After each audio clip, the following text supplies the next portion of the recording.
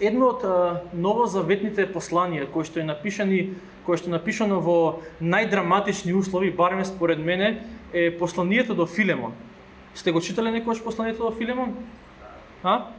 Океј, знаете, кратко послание, мислам дека едно од најкратките посланија и една од најкратките книги во Библијата, и тие најкратки книги секој пат ни се најтешки да ги најдеме. Зошто? Бидејќи ако е псалми, скоро кај да отвориш во Библијата на средина, ако отвориш, ќе ги најдеш псалмите.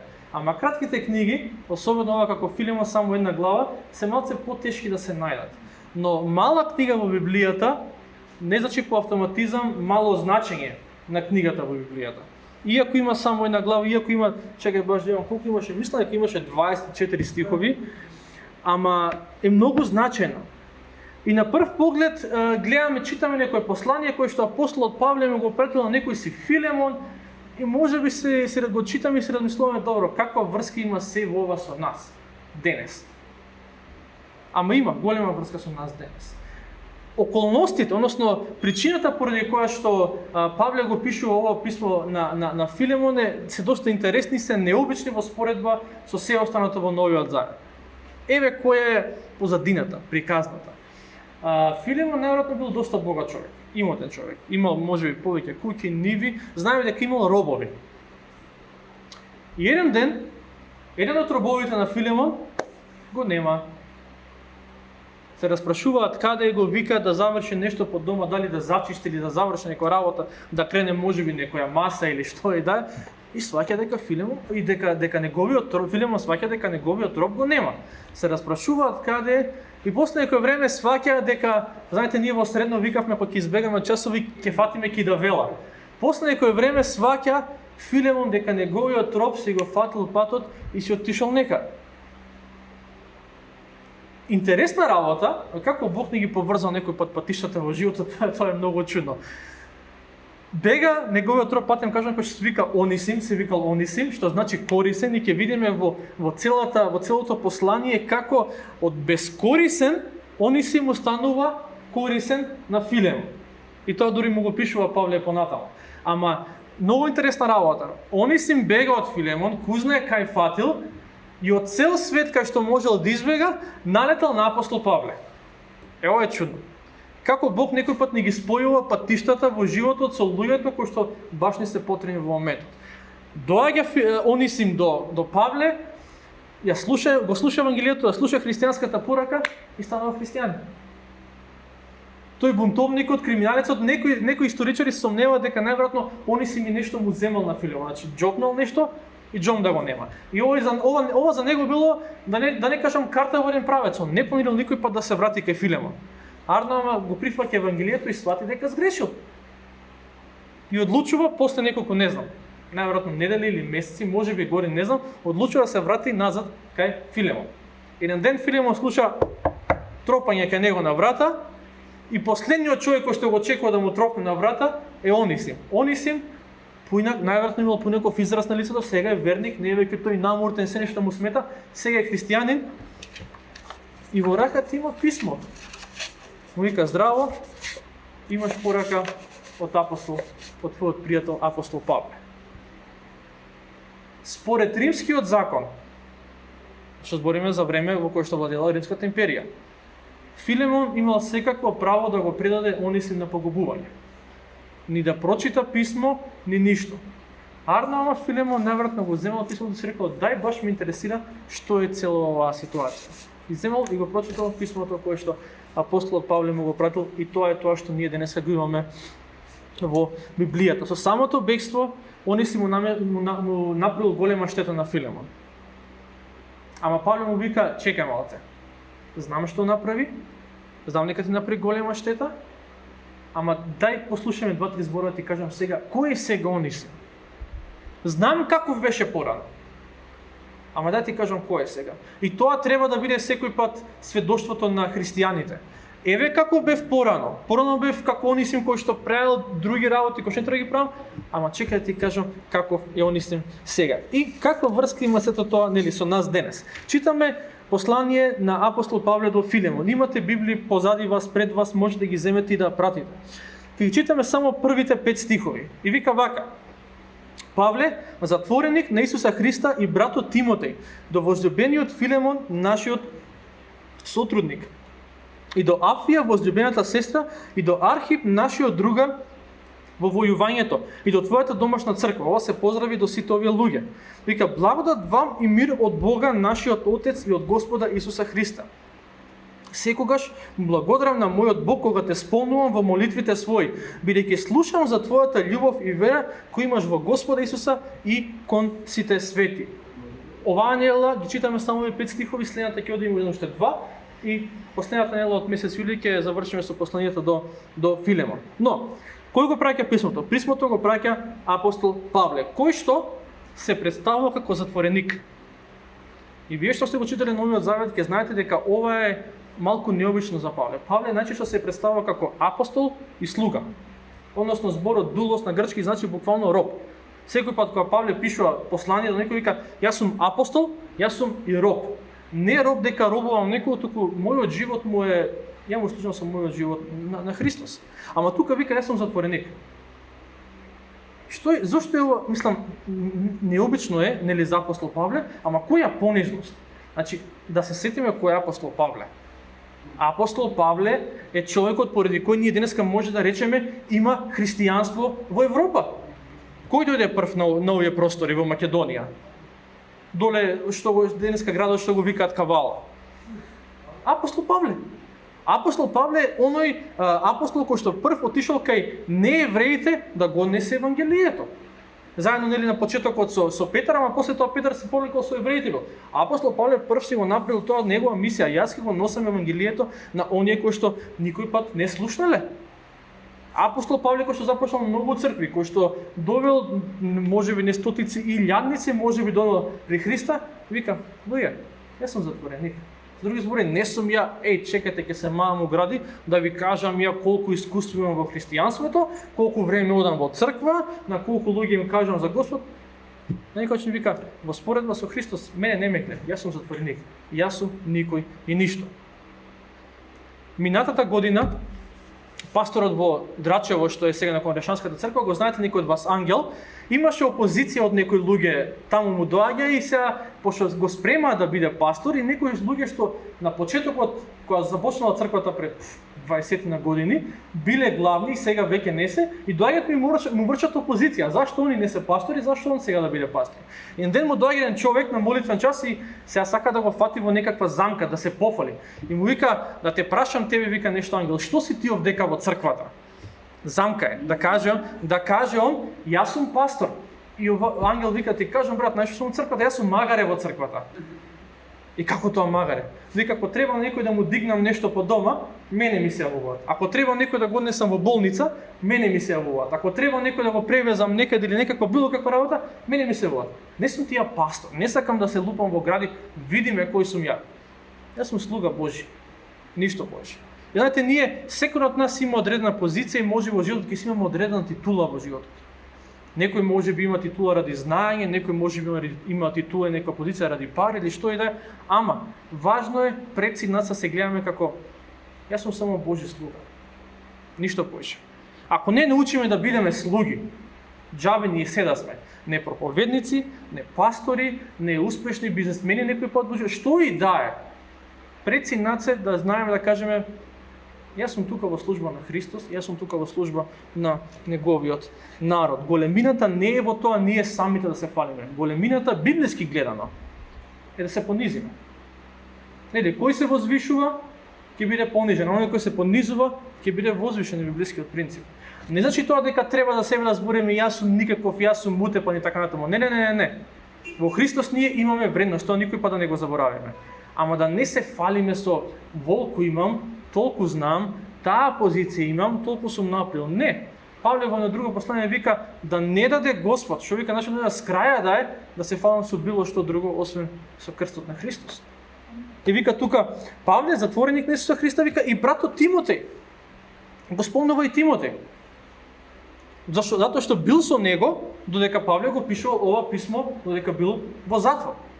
Павле е затвореник, а Тимотеј не бил осуден на затвор, ама сепак Тимотеј бил таму кај него. Со други зборови, знае Тимотеј дека на Павле му е потребна помош. Иако е во затвор, он можел да си рече Тимотеј, Павле е во затвор. Негов проблем. Не е мој проблем. Јас сум на слобода.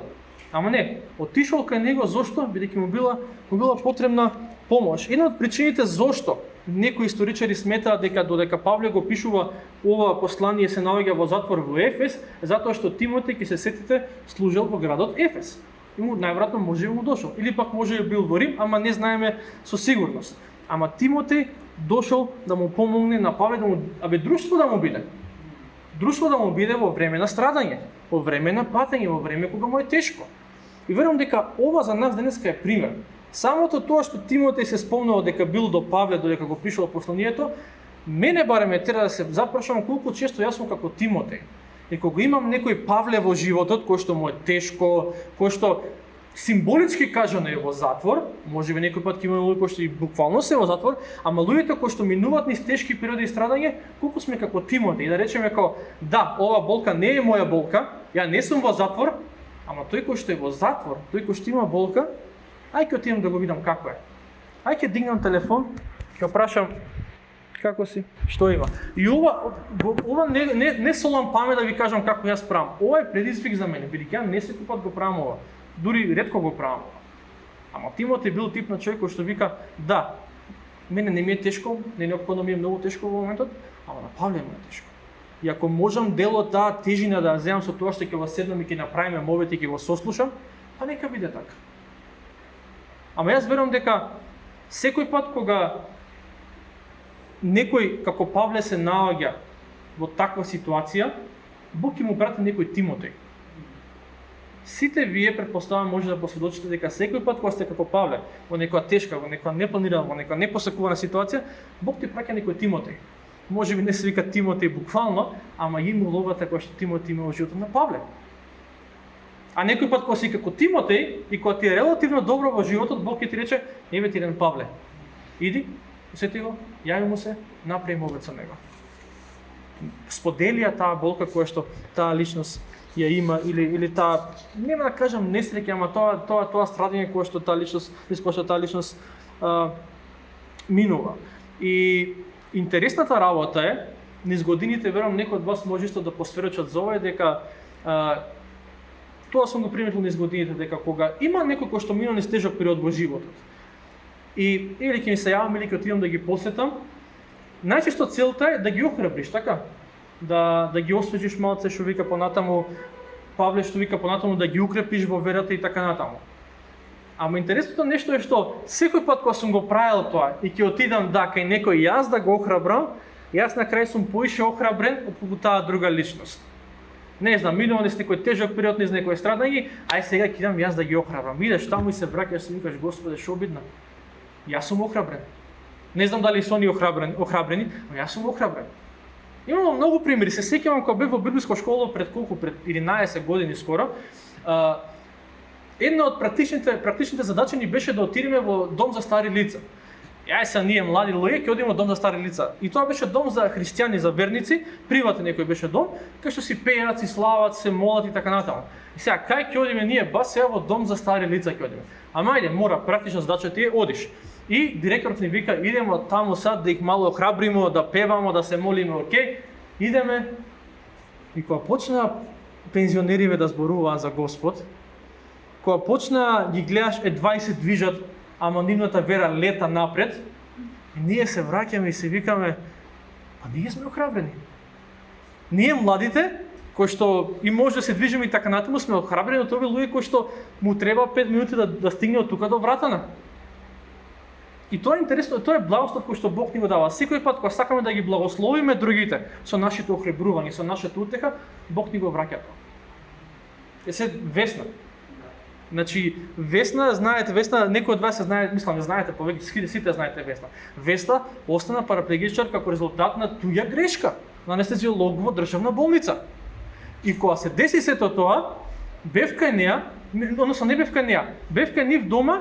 И звонам на Весна, се слушаме на телефон и сега демек јас да и кажам нешто на Весна што ќе ме охрабри. Не.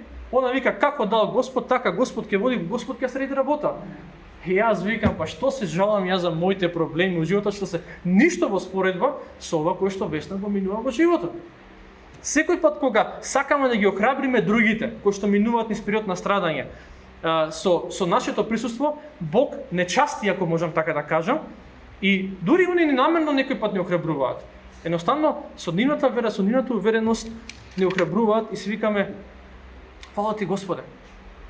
Фала ти што, ете, можам да бидам тука до Павле, ама фала ти што не само што можам да го охрабрам Павле, туку и Павле не охрабрува мене. Не го велам ова за да ги охрабруваме другите од себични причини.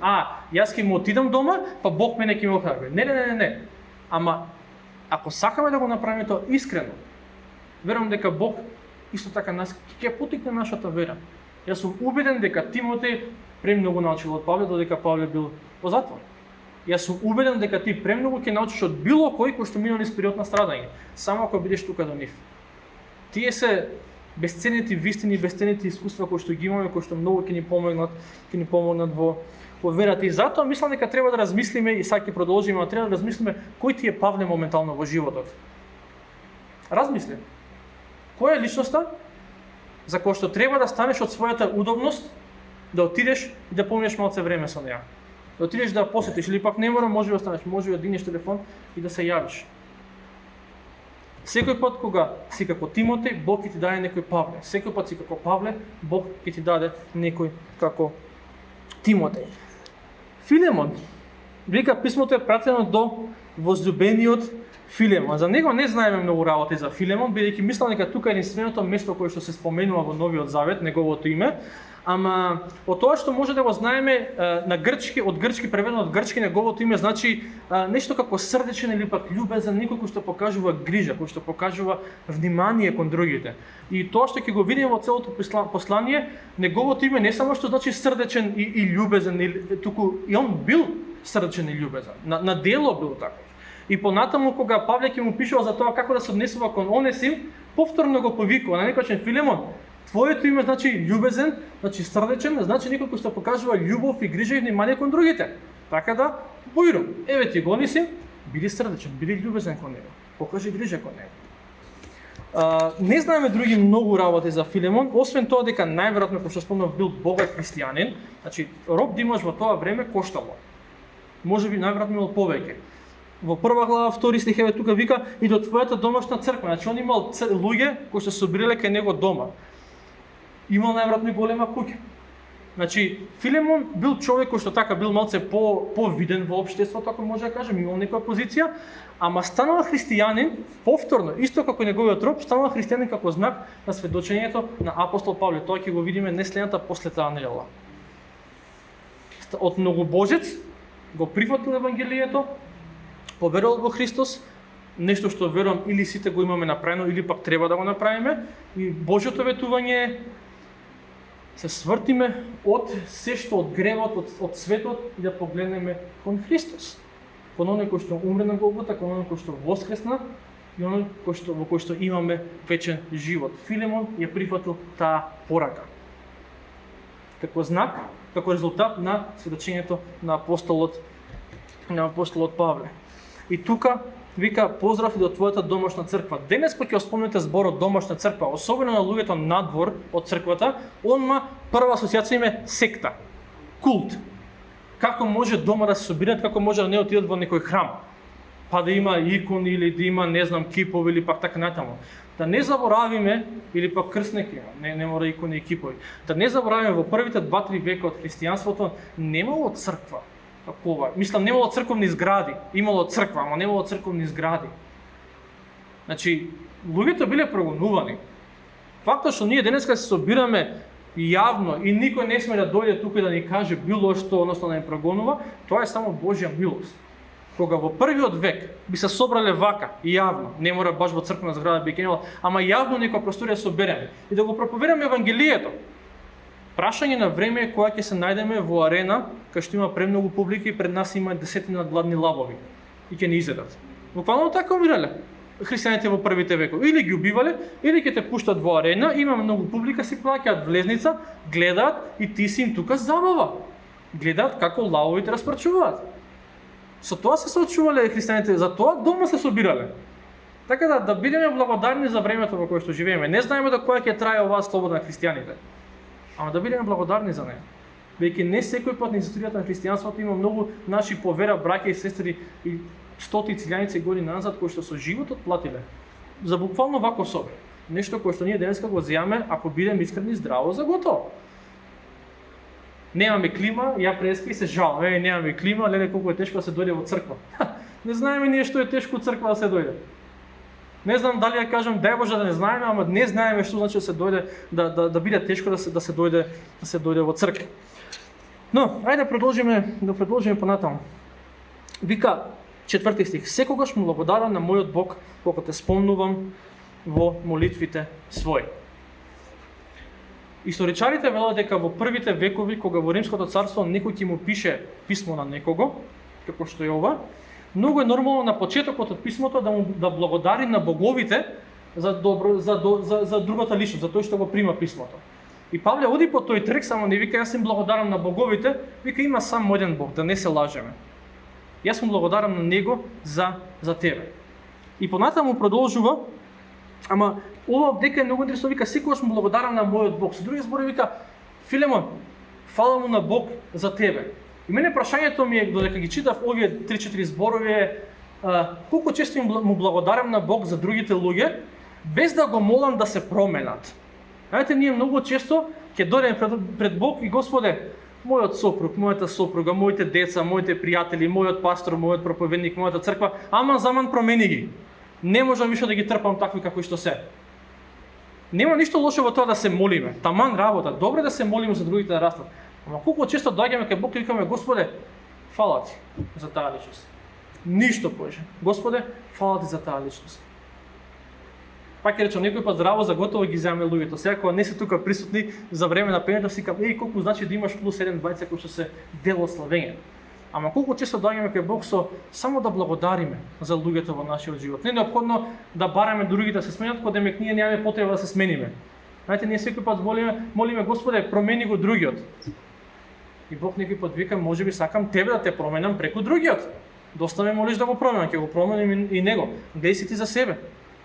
Павле вика, секој пат му благодарам на Бог кога се молам за тебе. Зошто? Вика, бидејќи слушам за твојата љубов и вера која имаш во Господа Исуса и кон сите свети. Внимавајте на овие два збора, се многу важни и се според мене едни од најважните зборови во овој дел од посланието. Бидејќи слушам за твојата љубов и вера. Ваквите информации дека Филемон е човек кој што го сака Бог, дека Филемон е човек кој што ги сака луѓето, Павле не ги примил од Филемон, туку ги примил од другите луѓе. Со други зборови, ако нашата вера не треба да сами ние да си ја промовираме, да си ја фалиме. Јас колку му верувам на Бог. Јас колку се молам, јас колку ги сакам другите луѓе. Не. Дали можат другите да го кажат тоа за мене? Е прашањето. Павле вика, слушам за тебе. Слушнав информации, слушнав молбите за тебе. Филемон, ти си тип на човек кој што го сака Бог и кој што ги сака луѓето. Луѓето секогаш ќе зборуваат нешто за нас. Од тоа нема бегање. Секој еден од вас тука се соочил со тоа дека луѓето ќе зборуваат за вас.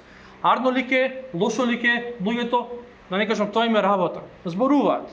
Ој, вака направи тој, така кажи. Ако се лоши молбите кои што луѓето ги шират за нас, она што зависи од нас нека биде да не бидат вистините. Ако се измислуваат, нека тераат. Ако се добри молбите, нека бидат за Божја слава. Ама овој стих, бидејќи слушам за твојата љубов и вера која имаш во Господа Исуса и кон сите свети, мене ме натера да подразмислам, а верувам дека секој од нас треба да размисли што мислат луѓето за мене? Какви разговори, какви молбети се шират помеѓу луѓето за мене? Не бидам погрешно сватен. Ова не е јас дали му годувам на луѓето. Туку дали луѓето кои што се дел од мојот живот можат да препознаат дека јас го сакам Бог и дека јас ги сакам луѓето. Ние многу често знаеме или сакаме да не памтат по нешто, он знае многу, он прави многу, он проповеда вака, он вака направил, тој така направил. Главното нешто по кое што Христос века, пошто ќе не познаат дека сме негови следбеници? Тоа љубовта. Љубовта кон Бога и љубовта кон луѓето. Џабе сме се останато во животот. Џабе ни е колку пари да имаме, џабе ни е какви позиции да имаме во животот, ако немаме љубов кон Создателот и кон созданието. И затоа си размислувам, Павле вика, бидејќи слушам за тебе, слушам за твојата љубов, слушам за твојата вера, љубов кон Бог, љубов кон светиите, и си викам, како би можел да слушнам што другите луѓе зборуваат за мене, што би слушнал? Не само тие што ми се најблиски, туку тие што ми се малце подалечни. Дали викаат, се плашам дека одговорот е не, ама дали викаат Никола е човекот што го сака Бог и Никола е човекот што ги сака луѓето? Не знам, ама верувам дека треба да размислуваме за овие работи, бидејќи пак прашање, целта на ова прашање не е и дали јас им угодувам на луѓето. Не, прашањето е дали јас му угодувам на Бог.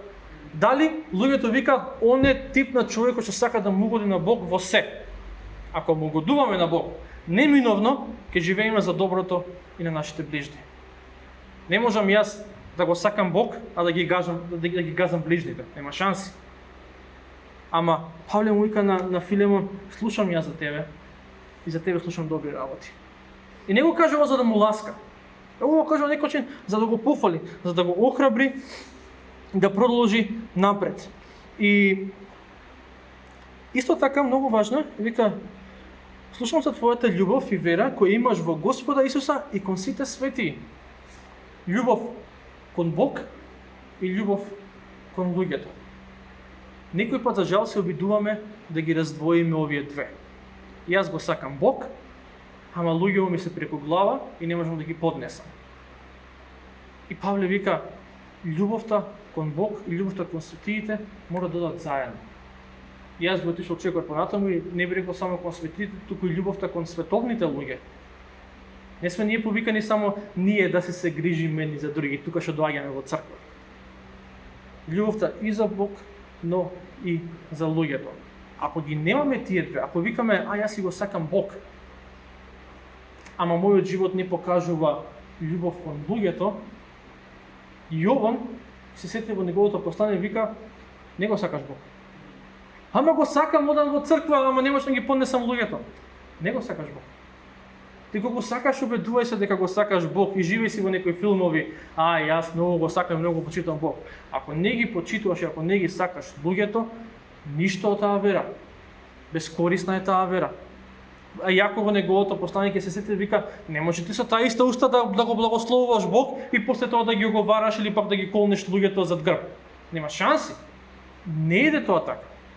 Или го сакаме и Бог, и ги сакаме и луѓето, или пак не сакаме никого. Може би човек може да ги сака луѓето без да го сака Бог. Може би. Тоа е дискутабилно. Ама не може човек да го сака Бог без да ги сака луѓето. Нема шанси.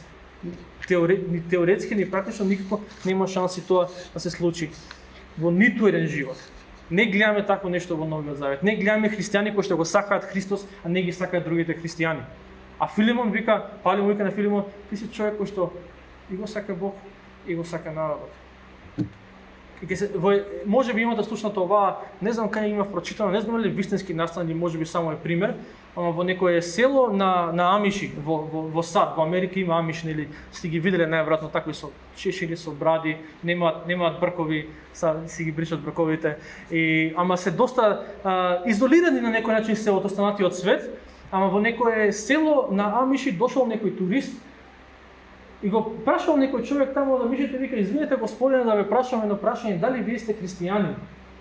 И Амишот му рекол, извини господине, ама за одговорот на тоа прашање ќе треба да одиш кај мојот комшија. Тоа е верата. Што ќе каже мојот комшија за мене? Јаде како христијани да размислиме колку добро стоиме со нашите комшии. Мене ме чудно кога христијани се караат со неговите комшии, искрено. Ма зашо сака нека ве? Океј, не викам нека треба да кјутиш да те газат, ама што ќе рече мојот комшија? Или што ќе рече мојот ближен? Дали го сакам Бог? Не дали проповедам, не дали водам славење, не дали што и да е друго, викам Господа те благослови кога ќе те видам на улица. Дали го сакам Бог и дали го сакам неговиот народ? Тоа е главното прашање. И кога го сакаме Бог, Бог ќе ни даде љубов и за неговиот народ. Полесно е да го сакаме Бог, зошто?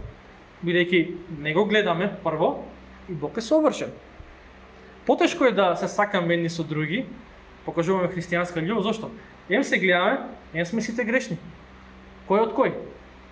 Некој во ова греши, некој во тоа греши, некој во она греши и потешко ние се сакаме. Ама ако имаме љубов вака, Бог секој пат ќе ни даде љубов и вака. Сигурно 100% тоа го тврдам, верувам дека го имате искусено во својот живот. И му вика Павле на Филимон, имаш љубов кон сите свети.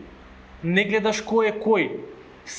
Кон сите покажуваш љубов. Не е, овој има поише пари, со него ќе се дружам, овој е од таа класа, овој е од онаа класа. Не. За него било, ако си во Христос, јас ќе ти покажам љубов, јас ќе ти покажам грижа. Зошто? Бидејќи ние сме дел од едно исто семејство. И се додека ги гледаме луѓето врз основа на нивниот социјален статус, врз основа на нивната класа во општеството и така натаму позиција, не сме го сватили Евангелието. Евангелието е следно. Бог умре за сите луѓе. Секој еден од нас кој сте тука, и тој кој што има најмногу пари од џеб, и тој кој што има најмалку пари од џеб, се исти во Божите очи. На крстот Бог ја покажа која е нашата вредност. А нашата вредност е уште пред да бидеме родени, Бог кажа, јас те сакам. И Божиот народ е повикан на истиот повик. Без разлика какви се луѓето, без разлика кои се и што си, од кај се да речат, јас те сакам. Ти си добре дојден овдека. Ма како сакаш живот, живеј. Ако тука не си добре дојден во оваа црква, па кај ќе бидеш добре дојден? У клуб сигурно, у кафичи, у кафани сигурно ќе бидеш добре дојден. Ама тука треба да бидеш добре дојден. Ако црквата не е место за грешниците, да дојдат такви какви што се, не е црква, ние си играме циркус овдека. Тако како што си, дојди тука. Ама Бог толку многу те сака што нема да остави тако како што си. И тука е покри другото и Божиот народ ти помогне во тоа патешествие кон верата. Но сите овие работи кои што Павле му ги пишува на Филемон се вистините и не му ласка. Значи Павле не е тип на човек кој што ти ласка. Ќе ти ја каже вистината, па ти колку сакаш лути се. Ова на почетокот е вистина, верувам дека е вистина. Му вика Филемон, слушам добри работи за тебе. Ама сетете се дека главната тема на ова послание не е Филемон, туку е неговиот роб, Онисим. И сите овие работи кои што Павле му ги кажа на почетокот, Павле бил и мудар човек. Самото тоа што избира вакви зборови вика, слушам за твојата љубов и вера која имаш во Господа Исуса и кон сите свети. Ова е подлога, ова е основа врз која што после понатаму ќе рече, кога веќе имаш љубов кон сите свети, еве ти еден светија, ти дојде на врата ти тропна, Онисим, твојот роб, кој што избега од тебе, ама сега е светија, сега поверува во Исус Христос и сега е осветен и сега е спасен, нели ги сакаше сите луѓе, ги сакаве. Еве ти го Онисим. Покажи љубов кон него. Прости му на него. Ама за тоа ќе зборуваме не следната после таа недела. Следната недела имаме уште малце за Филемон и понатаму ќе зборуваме за Онисим, но во ликот на Онисим верувам дека во ликот на Филемон верувам дека имаме еден предизвик за нас денес. Какви мовети луѓето шират за мене? И повторно, ќе повторам, не бидам погрешно разбран, не е ова дали му годувам на луѓето, туку дали луѓето за мене викаат дека сум тип на човек кој што, или за тебе, не само за мене, викаат дека сме типови на луѓе кои што го сакаат Бог и ги сакаат луѓето. Нешто викам јас, дали го сакам Бог или дали ги сакам луѓето. Ние се разбере, ќе речем, јас многу си го сакам Господ. Па и христијаните си ги сакам. Ама дали луѓето околу нас окажуваат истото? И тоа е на прашање за замислување. Не мора денеска да се даде тој одговор. Ама е еден поттик верувам, бидејќи Павле вика на Филимон, јас слушам за тебе добри работи. Не слушам дека си добар проповедник, не слушам дека си добар водач на црква и така натаму, јас слушам дека го сакаш Бог и ги сакаш луѓето. И тоа е неважното, тоа е најсуштинското нешто во христијанскиот живот. Се останато исто така нели е важно, ама најважното е имам ли љубов кон Создателот, дали имам љубов и дали имам љубов кон созданието. Ајде да размислиме на тие работи и да бараме од Бог да ни покаже. Повторно, не е целта нова да му угодиме, да им угодиме на луѓето. Целта е дали живеам живот кој што му е угоден на Бог. Ако живеам живот кој што е угоден на Бог, јас неминовно ќе живеам живот кој што ќе биде добар за тебе, за секој од вас и обратно. И вие за мене и за луѓето кои што се дел од вашите животи.